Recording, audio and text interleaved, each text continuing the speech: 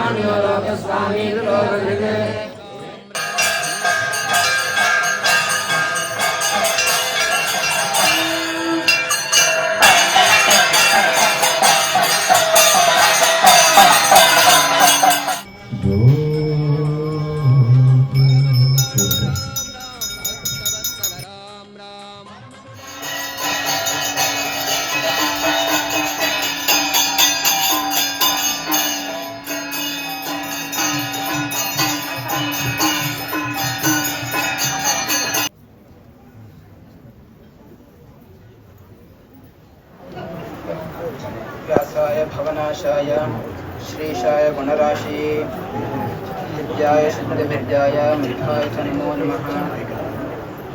आपदाम् अपहर्तारं दातारं सर्वसम्पदां लोकाभिरामं श्रीरामं भूयो भूयो नमाम्यहम्। अभ्रं भङ्गरहितम् अजडं विमलं सदा आनन्दतीर्थमतुलं भजे तापत्रयापहम्।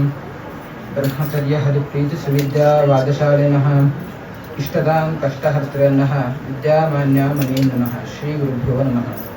ರಾಮನವಮಿಯ ಈ ಪರ್ವದಲ್ಲಿ ನಾವೆಲ್ಲರೂ ಕೂಡ ರಾಮದೇವರನ್ನ ಆ ತೊಟ್ಟಿಲಲ್ಲಿ ನೋಡ್ತಾ ಇದ್ದೇವೆ. ರಾಮದೇವರು ಈ ದಿನದಲ್ಲಿ ತಾವು ಅವತಾರ ಮಾಡಿದವರು. ಆ ರಾಮದೇವರ ಪ್ರಿಯ ಭಕ್ತರು ಹನುಮಂತ ದೇವರು. ಅವರ ಚಿಂತನೆ ನಾವು ಮಾಡುತ್ತಾ ಹನುಮಂತ ದೇವರು ಅಥವಾ ಅವರ ಅವತಾರವಾದಂತಹ ಭೀಮಸೇನ ದೇವರು ಅಥವಾ ಮಧ್ವಾಚಾರ್ಯರು ಈ ಮೂರೂ ಅವತಾರದಲ್ಲೂ ಕೂಡ ಪ್ರಾಣದೇವರಲ್ಲಿ ಇರುವಂತಹ ಜ್ಞಾನ ಮತ್ತು ಬಲದ ಚಿಂತನೆ ನಾವು ನಿತ್ಯವೂ ಮಾಡುತ್ತಿದ್ದೆವು. ಹನುಮಂತ ದೇವರು ಎಂತಹ ಜ್ಞಾನ ಉಳ್ಳವರು, ಹಾಗೆಯೇ ಎಂತಹ ಬಲವುಳ್ಳವರನ್ನ ನೋಡ್ತಿದ್ದೆವು.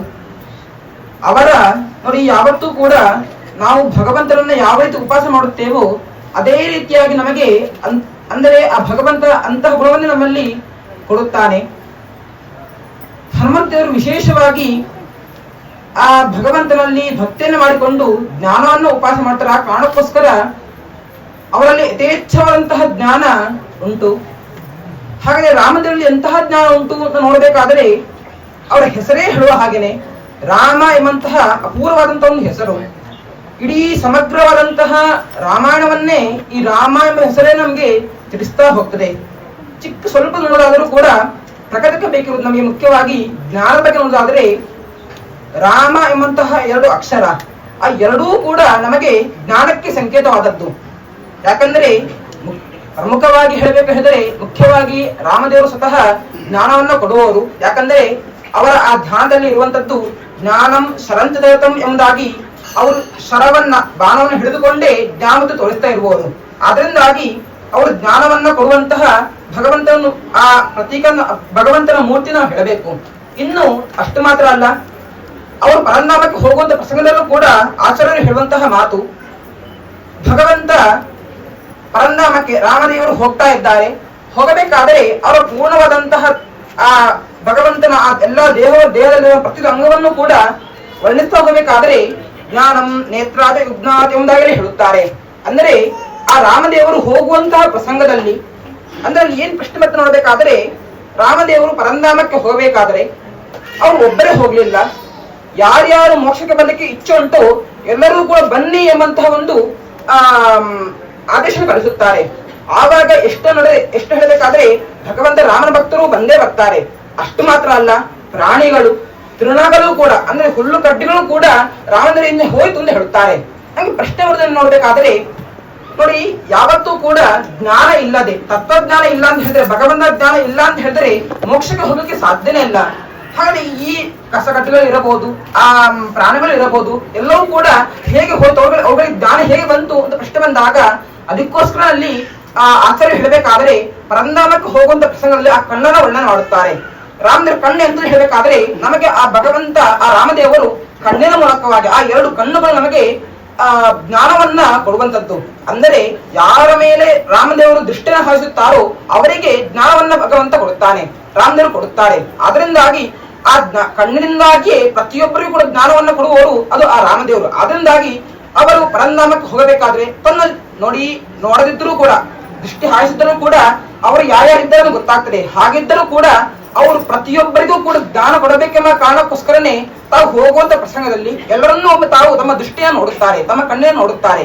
ಯಾಕಂದ್ರೆ ಕಾರಣ ಇಷ್ಟೇ, ಅವರು ಮುಖ್ಯವಾಗಿ ಜ್ಞಾನವನ್ನು ಕೊಡಬೇಕಿತ್ತು. ಆ ಕಾರಣಕ್ಕೋಸ್ಕರ ಪ್ರತಿಯೊಬ್ಬರನ್ನು ಕೂಡ ನೋಡಿ ಅವರಿಗೆ ಅನುಗ್ರಹ ಮಾಡ್ತಾರೆ, ಒಳ್ಳೆ ಜ್ಞಾನವನ್ನು ಕೊಡುತ್ತಾರೆ. ಅದರಿಂದಾಗಿ ಅವರಿಗೆ ಮೋಕ್ಷಕ್ಕೆ ಹೋಗಕ್ಕೆ ಸಾಧ್ಯವಾಯಿತು. ಅದರಿಂದಾಗಿ ರಾಮದೇವರಲ್ಲಿ ಜ್ಞಾನ ಅದು ತುಂಬಾ ಯಥೇಚ್ಛವಾಗಿ ಇರುವಂತ. ಯಾಕಂದ್ರೆ ಭಗವಂತ ಅದನ್ನಾಗಿ ಜ್ಞಾನಾತ್ಮ ಅದನ್ನಾಗಿ ಅವನಲ್ಲಿ ಜ್ಞಾನ ಪೂರ್ಣವಾಗಿ ಉಂಟು. ಇನ್ನು ಆ ಹೆಸರೇ ಹೇಳುವ ಹಾಗೇನೆ ರಾಮ ಎಂಬಂತ ಹೆಸರು.